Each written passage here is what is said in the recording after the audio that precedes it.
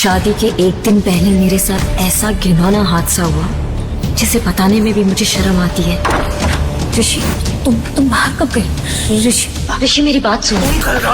ये बिस्तर, ये कपड़े, ये टाई और दारू के नशे में हमारी सारी असलियत सामने आ गई।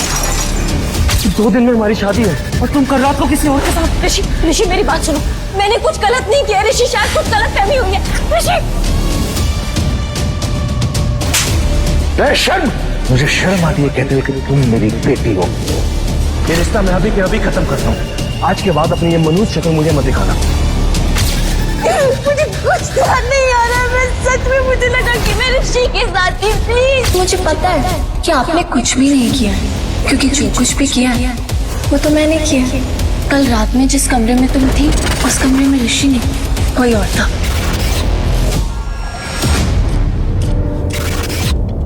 बचपन से तुमसे मैं नफरत करती हूँ और हमेशा तुमसे जीतती आई हूँ।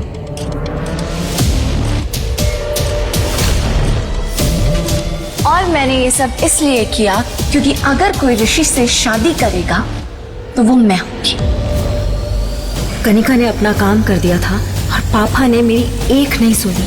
इस शहर में मेरे लिए कुछ नहीं बचा था और मैं अपनी मौसी के घर बैंगलोर चली गई। 9 महीने बाद मैंने एक बेटे को जन्म दिया और मेरी मुश्किलें यहाँ खत्म नहीं होने वाली थी। मेरे बेटे के पैदा होते ही उस पे हमला हुआ और मौसी ने उसे बचा लिया। कौन था वो आदमी, पता चला? वो आदमी कौन था ये तो नहीं पता, लेकिन वो ऐसे बड़बड़ा रहा था कि वो आपके बेटे का पिता है। मेरे बच्चे का पिता? इसका मतलब ये वही आदमी था जिसने उस दिन मेरे साथ होटल में। लेकिन कौन है वो? दिल्ली के सबसे बड़े ऑफिस के कैबिन में आहूजा इंडस्ट्रीज का मालिक अविनाश आहूजा अपने असिस्टेंट के साथ बैठा था। अविनाश 27 साल का यंग हैंडसम बिजनेसमैन था, जिसकी एक झलक के लिए भी लड़कियां तरसती थी। बिजनेस वर्ल्ड में उसकी काबिलियत के साथ उसके गुस्से की भी चर्चा होती थी। मतलब शशांक, तुम ये कहना चाहते हो कि कल रात में किसी लड़की के साथ था और तुम्हारे पास उसके बारे में कोई इन्फॉर्मेशन नहीं है? बहुत बड़ा ट्रैप था। Are you out of your mind, Shashank? Sorry sir, हमने बहुत कोशिश की बट लड़की का चेहरा नहीं देख पाए। एक्चुअली सीसीटीवी सारे सामने से बंद थे, सिर्फ ये दिखाई दिया कि एक लड़की ने दूसरी लड़की को आपके कमरे में भेजा था। अविनाश सीसीटीवी वीडियो देखकर शॉक्ड था। शशांक, इस होटल के सारे एविडेंस मिटा दो। किसी को नहीं पता चलना चाहिए कि मैं कल रात किसी लड़की के साथ था। अगर ये बात मीडिया तक पहुंची तो मेरी रेपुटेशन के लिए ठीक नहीं होगा। शशांक ने तुरंत हाँ में सर हिलाया और अपने काम के लिए तेजी से निकल गया। अविनाश और शशांक ने उस लड़की की आइडेंटिटी पता करने की बहुत कोशिश की जो उस रात अविनाश के साथ थी, लेकिन उनके हाथ कुछ भी नहीं आया था। इस बात को 6 साल बीत चुके थे। नव्या और अविनाश दोनों ही इस बात से अनजान थे कि उस रात वो किसके साथ थे। दोनों ही अपनी अपनी जिंदगी में आगे बढ़ चुके थे। 6 साल तक नव्या ने काफी परेशानियां झेली, पर उसके साथ एक ऐसी खुशी थी जिसने उसकी हर मुश्किल को आसान कर दिया था। उसने अब अकेले उस खुशी के साथ जीना सीख लिया था। पापा,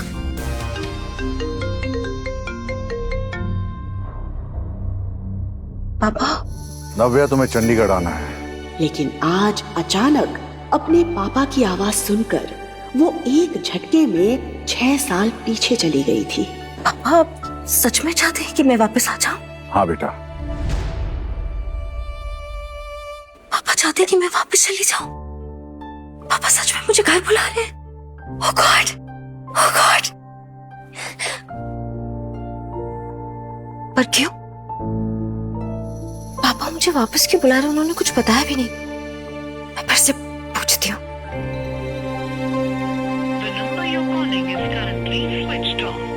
स्विच्ड ऑफ?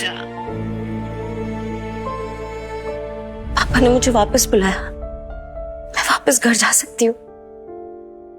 शायद पापा मुझे अपना लेंगे और मुझे माफ कर देंगे। वो इतनी एक्साइटेड थी कि उसने अपने ऑफिस से छुट्टी ली और तुरंत वहाँ से निकल गई। कुछ घंटों बाद वो बेंगलुरु एयरपोर्ट पर चेक इन कर रही थी।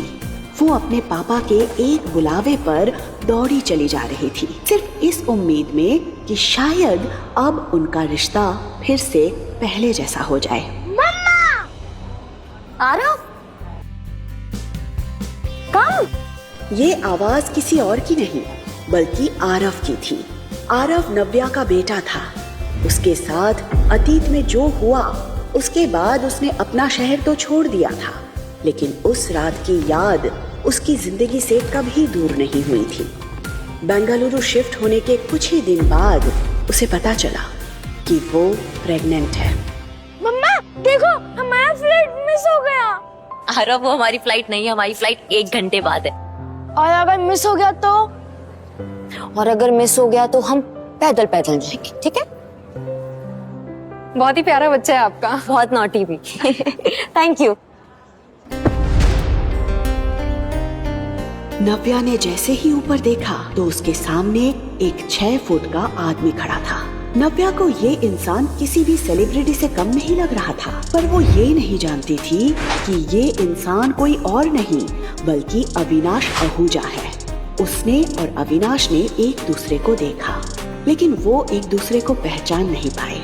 वो नहीं जानते थे कि 6 साल पहले जो होटल रूम में साथ थे, आज उन्हें किस्मत ने फिर से सामने लाकर खड़ा कर दिया था। सॉरी।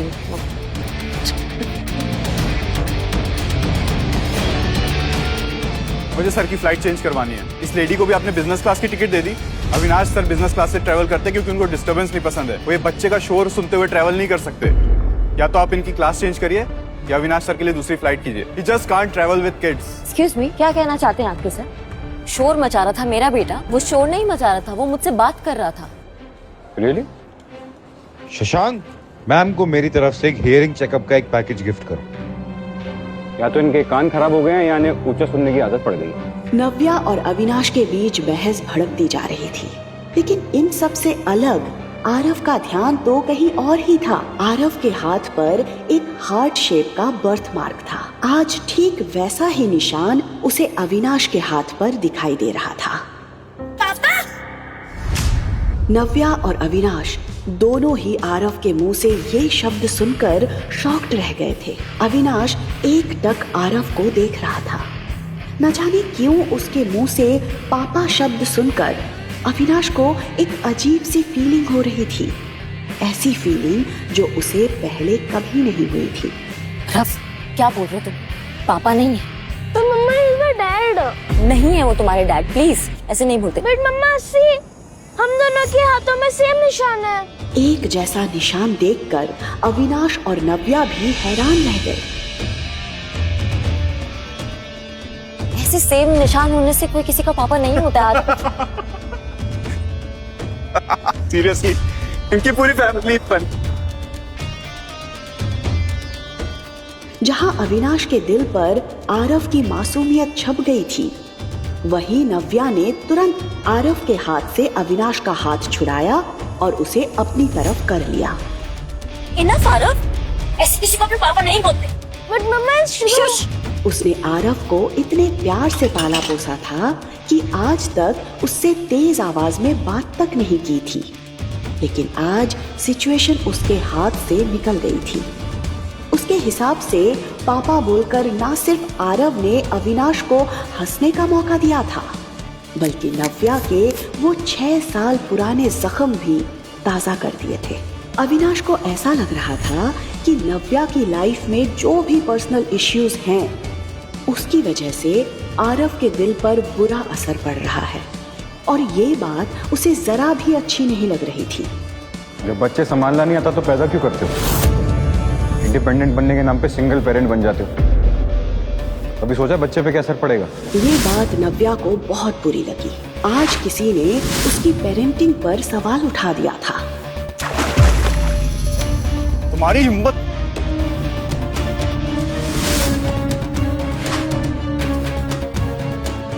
नव्या उसे घूर रही थी और वो नव्या को। इससे पहले कि वो कुछ कहता, नव्या ने आरव का हाथ पकड़ा और वहां से गुस्से में निकल गई। अविनाश को यकीन नहीं हो रहा था कि आज किसी लड़की ने उसके मुंह पर पानी फेंका था। सर आपकी दूसरी फ्लाइट अरेंज हो गई है। लेट्स गो सर, उस लड़की की फिक्र मत कीजिए, उसे मैं देख लूंगा। मैं इसी फ्लाइट में जाऊंगा, इसी लड़की के साथ ट्रैवल करूंगा। पता नहीं सर क्या सोच रहे, क्या करने वाले सर। सिक्योरिटी चेक इन के दौरान अविनाश बार बार नव्या को देखे जा रहा था, लेकिन नव्या अविनाश को नजरअंदाज करते हुए आगे बढ़ गई। कुछ घंटों बाद जब फ्लाइट चंडीगढ़ में लैंड हुई, तब तक नव्या सब कुछ भूल चुकी थी। इतने सालों बाद अपने शहर में पैर रखते वक्त उसे ऐसा लग रहा था जैसे उसकी लाइफ में फिर से सब कुछ बदलने वाला था। उसके अंदर एक खुशी थी अपने पापा से मिलने की। पापा आए होंगे ना मुझे लेने, मैसेज तो किया था मैंने उन्हें। सामने से ऋषि और कनिका उसी की तरफ बढ़ रहे थे। ऋषि कनिका के साथ? तो आगे तुम वापस। नव्या समझ गई थी कि कनिका ने वो सब कुछ हासिल कर लिया जो उसने चाहा था। ये लोग कौन है मम्मा? मम्मा, दीदी, ये तुम्हारा बेटा है? हाँ तो आपको कोई प्रॉब्लम? ओह, अब समझी। उस रात ऋषि को चीट करने के बाद तुम प्रेग्नेंट, और ये तुम्हारा बेटा है। कनिका ने ऋषि के लिए हर टूटी कड़ी को जोड़ दिया था। ऋषि को ये एहसास हो गया था कि आरव नव्या के धोखे की निशानी है। यू चीट, तुम्हें शर्म नहीं आई इस बच्चे के साथ अपने घर आने पर? मैंने कोई चोरी नहीं की है, आरव मेरा बेटा है। देखा ऋषि, इसे इसकी गलती का बिल्कुल भी अफसोस नहीं। नहीं बेट, इससे कोई भी सवाल करने का कोई मतलब नहीं है। याद है ना इसने पिछली बार क्या किया था? उसके बाद तो ये कोई भी शर्मनाक हरकत कर सकती है। आई एम श्योर ये बच्चा भी उसी किसी हरकत का नतीजा होगा। इस बच्चे को मेरी आंखों के सामने से ले जाओ, वरना नहीं, मम्मी से दूर रहो। तुम लोग बैठ रही हो और मेरी मम्मी से बात भी मत करना।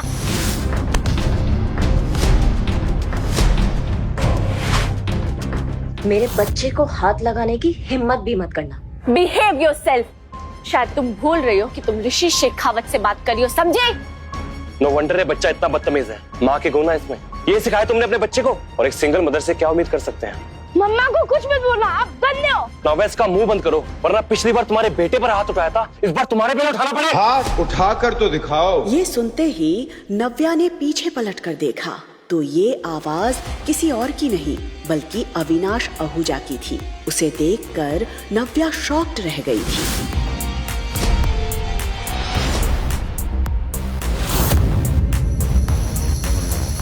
Darling, where were you? मैं तुम्हें कब से ढूंढ रहा था। ये सर को क्या हो गया है? स्काई, ये दीदी को डार्लिंग क्यों बोल रहा है? हे किडो, हाउ आर यू? पापा आप आ गए? ऑफ कोर्स, मैं तुम्हारा कब से इंतजार कर रहा था। तुम लोग थक गए होगे ना? पहले लंच करोगे कि रेस्ट करोगे? नव्या पूरी तरह से ब्लैंक खड़ी थी। वो कभी अविनाश की तरफ देख रही थी तो कभी आरव के।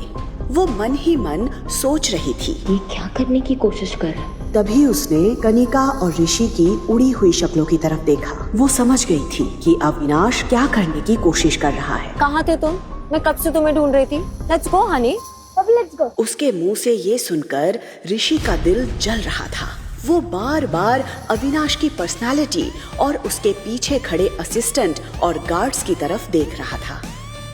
ये देखने में तो बहुत रिच लग रहा है, पर इतना हैंडसम और रिच लड़का दीदी के साथ क्या कर रहा है? और ये बच्चा उसे पापा क्यों बोल रहा है? मुझे तो कुछ समझ नहीं आ रहा। ये लोग कौन है? तुम जानती हो ना? Not really. नव्या ने इतना कहकर एक ही पल में ऋषि और कनिका को उनकी जगह दिखा दी थी। पापा लेट्स गो। ऑफ कोर्स किडो। Shashank, yes sir. गाड़ी निकालो। Yes sir. असिस्टेंट, बॉडीगार्ड्स, ये नव्या ने किससे शादी कर ली और हम लोगों को पता भी नहीं चला। What the hell? इसने हमें इंट्रोड्यूस भी नहीं कर पाया। जैसे ही नव्या वहाँ से निकली, उसने सुकून की गहरी सांस ली। इतने सालों में उसने ऋषि को भुला जरूर दिया था, लेकिन आज उसे कनिका के साथ देखकर उसके जख्म मानो ताजा हो गए थे। उसे एक अजीब सी बेचैनी हो रही थी और ये बात अविनाश उसके चेहरे पर साफ देख पा रहा था। पापा हम कहाँ जा रहे हैं? Aarav, what is wrong with you? तुमको पापा क्यों बुला रहे हो? तुम्हें पापा नहीं है? तो मम्मा वो मेरे पापा है, मुझे पता है। नो आरव, नहीं, प्लीज उनको पापा मत बुलाओ। थैंक यू सो मच उस वक्त हमें उन लोगों से बचाने के लिए। शेली, आई थिंक तुम्हें थैंक यू से पहले सॉरी बोलना चाहिए। मुझे पता था सर इतनी आसानी से लड़की को नहीं छोड़ेंगे। नव्या को भी फील हुआ कि शायद उसने अविनाश पर पानी फेंककर कुछ ज्यादा ही रिएक्ट कर दिया था। I know I was wrong, मुझे वैसे रिएक्ट नहीं करना चाहिए था। आपने मेरी पेरेंटिंग पे सवाल उठाया था, इसलिए मैं खुद को रोक नहीं पाई थी, पर फिर भी गलत थी मैं। I am sorry, I am really sorry. Are you listening? मैं आप ही से बात कर रही हूँ। शशांक, गाड़ी साइड में रोक दो, हम यहीं से टैक्सी कर लेंगे। What? My God, कितना एटीट्यूड है। मैंने सोचा इन्होंने मेरी हेल्प की है तो मैं सॉरी बोल देती हूँ। मैंने कुछ ज्यादा सोच लिया। गाड़ी अभी रोकिए, अभी की अभी रोकिए गाड़ी।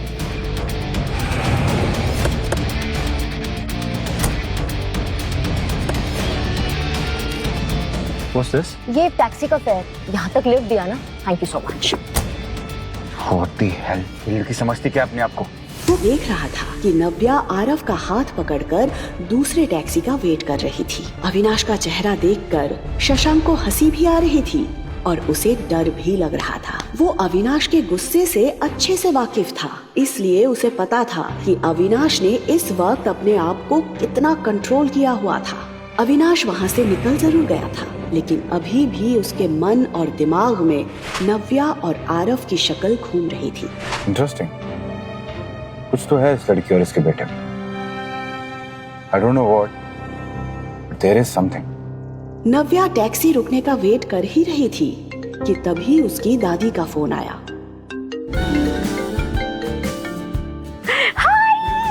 हाय बेटा नव्या, कैसी है तू बेटा? चंडीगढ़ में आपका स्वागत है। नव्या हमेशा से अपनी दादी के सबसे ज्यादा करीब रही थी।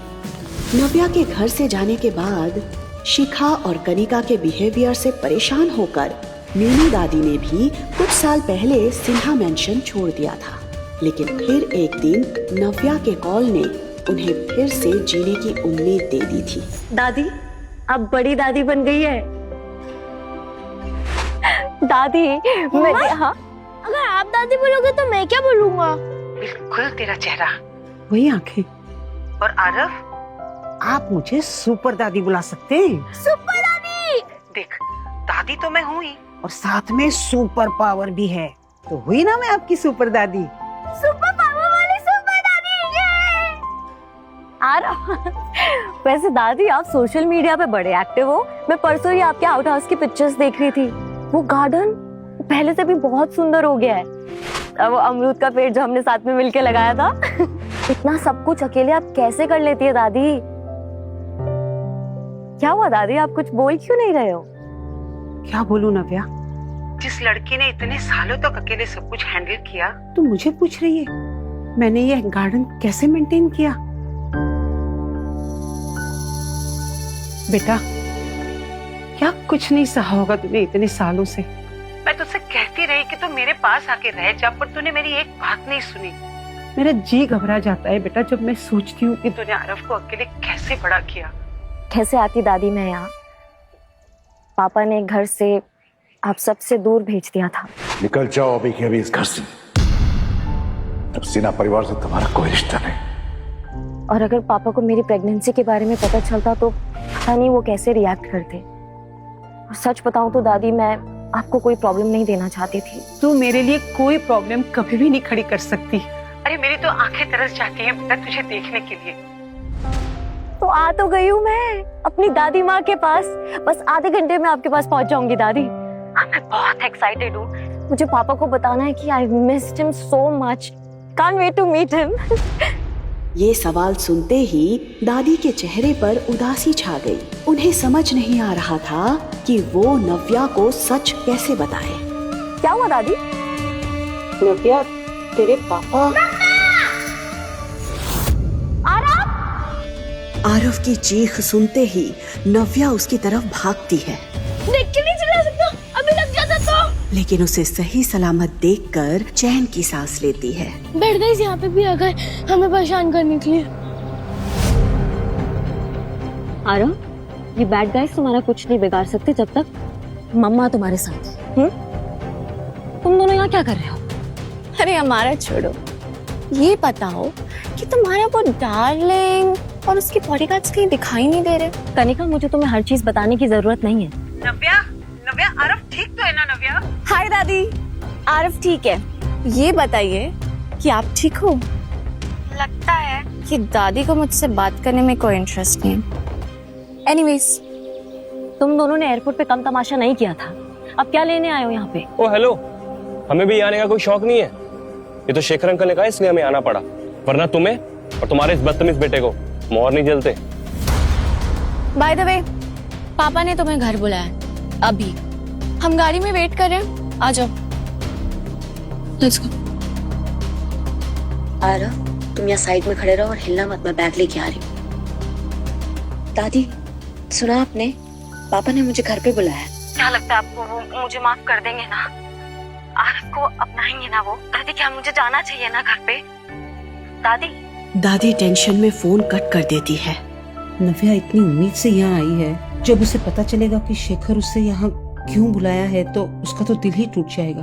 पर सच ज्यादा देर तक छुपेगा नहीं, इसलिए मुझे इसे सब कुछ बता देना चाहिए। तभी नव्या फिर से दादी को फोन करती है।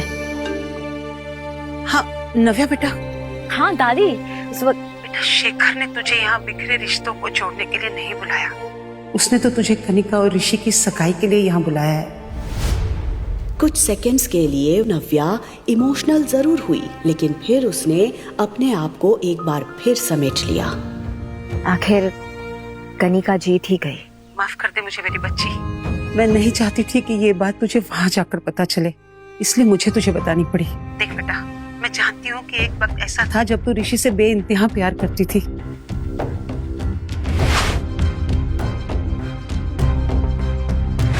आज जब तू तेरी बहन को ऋषि के साथ देख रही है तो मुझे पता है तुझ पर क्या बीत रही होगी। पर नव्या, मैं फिर भी चाहूंगी कि तू इस एंगेजमेंट को अटेंड करे। तेरी ये हिम्मत है ना बेटा, उन सब के मुंह पर एक करारा तमाचा होगी जिन सब ने तुझे तोड़ने की कोशिश की है। आप सही कह रही है दादी, मैं एंगेजमेंट में भी जाऊंगी और पापा से भी मिलूंगी। और कितना टाइम? बैठो अंदर, हमारे पास पूरा दिन है तुम्हें पिक एंड ड्रॉप करने के लिए। चलो आरव। मैं नहीं चलूंगा, ये बैठ गई है। आरव, ये हमें नाना जी के पास लेके जा रहे हैं। नाना जी के पास? थोड़ी देर और टॉलरेट कर लो प्लीज। चल।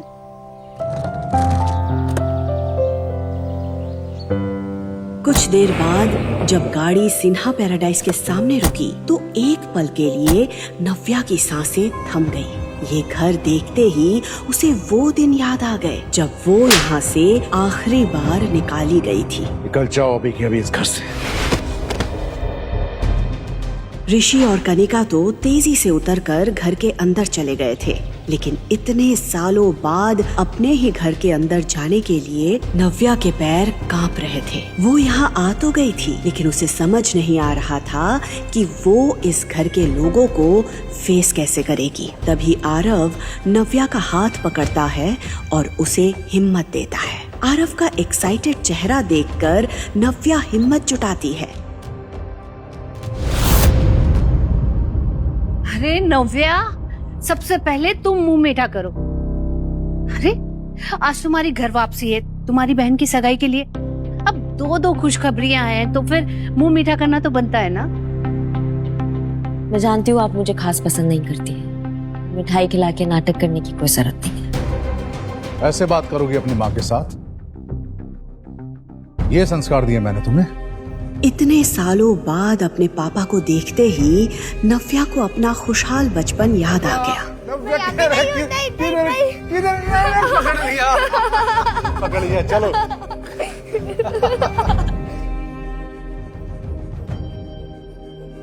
लेकिन इसके बाद शेखर ने जो कहा वो सुनकर उसके होश उड़ गए। पापा, तुम्हें यहाँ से मैंने दूर भेजा था ताकि तुम्हें अपनी गलती का एहसास हो सके, ताकि तुम सॉरी फील करो, अपनी हरकतों पे शर्मिंदा हो सको, ताकि ये पापा क्या कह रहे हैं आप? आरव मेरा बेटा है। तो रखो अपने पास। इस नाजायज औलाद को तुम्हारी मेरे पास लाने की हिम्मत कैसे हुई? पापा please stop it. You stop now. तुम्हें क्या लगा था कि तुम इस बच्चे को लेकर यहां पर आओगे और मेरा मन इसे देख के पिघल जाएगा? मैं इसे देखकर सब कुछ भूल जाऊंगा वो बेइज्जती जो मेरी तुम्हारे कारण हुई थी। Dad please calm down. चलिए आइए बैठिए। प्लीज जोर से मत बोलिए डैड, आपका बीपी बढ़ जाएगा। बैठिए।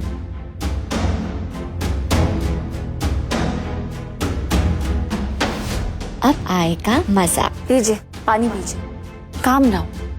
After all he is your grandson.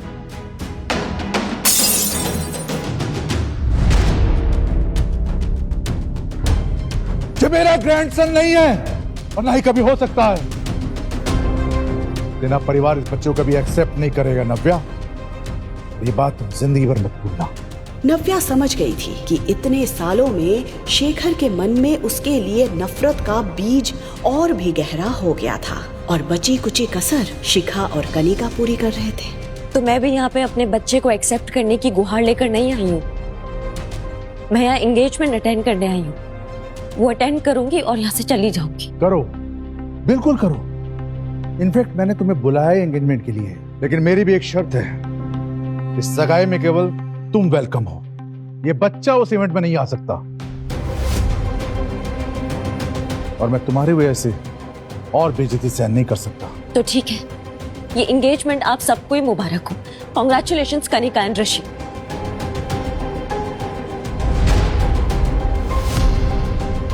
नव्या,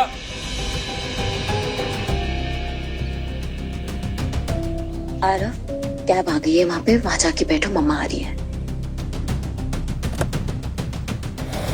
नव्या, अब क्या है? कुछ बच गया है क्या? अंदर जो हुआ, एयरपोर्ट पे जो हुआ, क्या वो कम था क्या, जो अभी भी कुछ कहने आ गए हो मेरे पीछे? तुम्हें जरा भी नजर नहीं आ रहा कि अगर तुम्हें फिर से अपनाना चाहता है, बस तुम्हें अपनी जिद छोड़नी है। जिद नहीं, वो मेरा बेटा मुझसे छोड़ने के लिए कह रहे हैं। डू यू इवन रियलाइज उसका मतलब क्या होता है? मेरा बेटा। मैं भी किससे बात कर रही हूँ? Forget it. तुम्हें इतना लगाव क्यों इस बच्चे से? ये उसी का बच्चा है ना जो एयरपोर्ट पर आया था, या किसी और का? तुम ये सवाल क्यों कर रहे हो? तुम्हें क्या फर्क पड़ता है अब इस बात से? तुम तो करने जा रहे हो ना अपनी नई जिंदगी की शुरुआत। सो बी हैप्पी।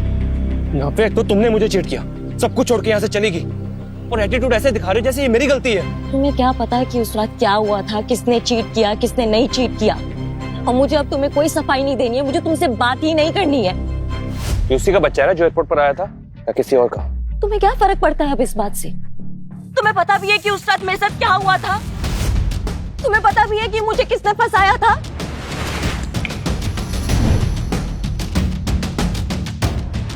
बोलो क्या हुआ था उस रात? नव्या ने मन बना लिया था कि वो सारी सच्चाई ऋषि को बता देगी। बोलो नव्या। उस रात हे बेबी। ये आवाज सुनते ही नव्या ने खुद को सच बताने से रोक लिया। कनिका का चेहरा देखकर नव्या को याद आ गया कि कैसे उसने ये सब कुछ ऋषि को हासिल करने के लिए किया था। अगर कोई ऋषि से शादी करेगा तो वो मैं होंगी। कनिका की चाल नव्या समझ चुकी थी। वो जानती थी कि कनिका ने ऋषि को अपने प्यार में अंधा कर दिया है, इसलिए वो चाहे कितनी बार भी सच बोलने की कोशिश कर ले, ऋषि उस पर कभी भरोसा नहीं करेगा। बिल्कुल सही टाइम पे आई हो कनिका, हमेशा की तरह। नव्या, तुम अपनी बहन से ऐसे कैसे बात कर सकती हो? वो आई है सही वक्त पर। जब तुम चली गई थी वही थी मेरे साथ। जो तुमने तोड़ दिया था उसी ने जोड़ा। तुम्हें उसे थैंक्स कहना चाहिए। करेक्ट, मुझे कनिका को थैंक्स बोलना चाहिए और मैं थैंक्स बोलूंगी। Thank you so much Kanika for everything. और अब मुझे नहीं लगता कि तुम्हें मुझसे कोई सवाल करना चाहिए। आप दोनों की सगाई हो रही है ना, तो आप दोनों खुश रहिए and please for God sake leave me alone.